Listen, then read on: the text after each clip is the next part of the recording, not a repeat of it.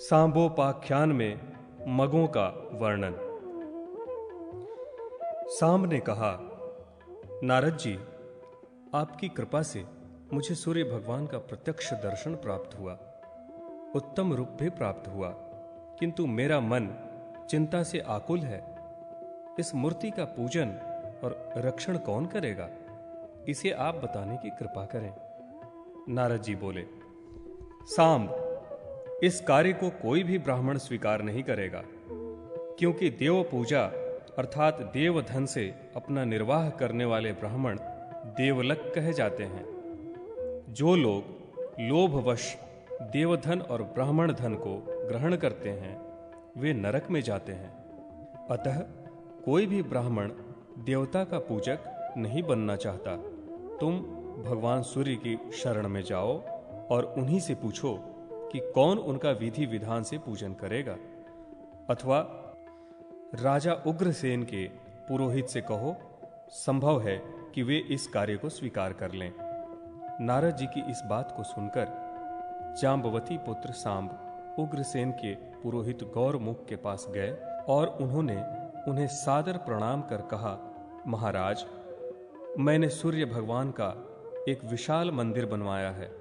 उसमें समस्त परिवार तथा परिच्छदों एवं पत्नियों सहित उनकी प्रतिमा स्थापित की है और अपने नाम से वहां एक नगर भी बसाया है।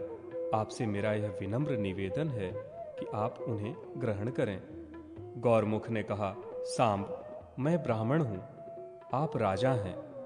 आपके द्वारा दिए गए इस प्रतिग्रह को लेने पर मेरा ब्राह्मणत्व नष्ट हो जाएगा।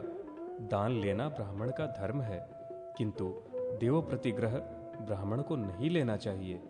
आप यह दान किसी मग को दे दें, वही सूर्यदेव की पूजा का अधिकारी है। सांब ने पूछा, महाराज, मग कौन है?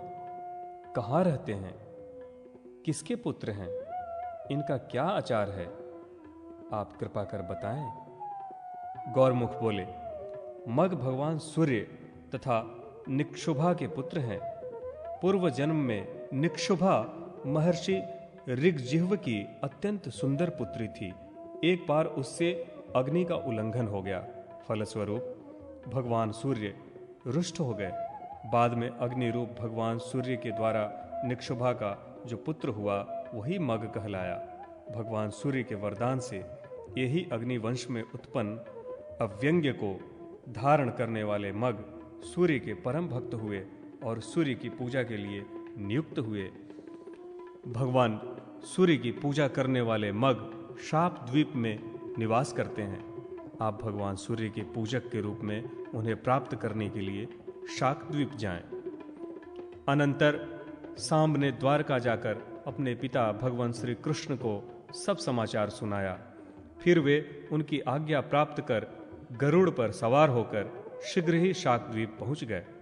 वहां जाकर उन्होंने अतिशय तेजस्वी महात्मा मगों को सूर्य भगवान की आराधना में संलग्न देखा।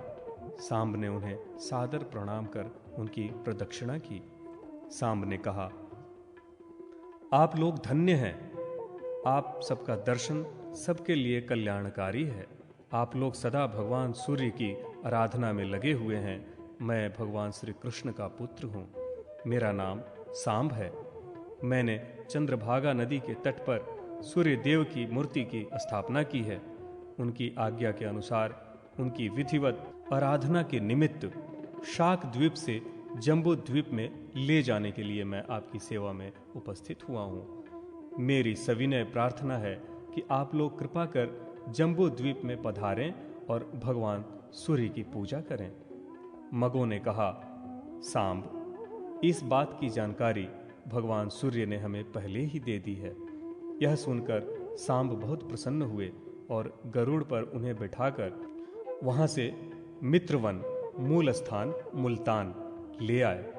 भगवान मगों को वहां उपस्थित देखकर बहुत प्रसन्न हुए और सांब से बोले, सांब, अब तुम चिंता छोड़ दो।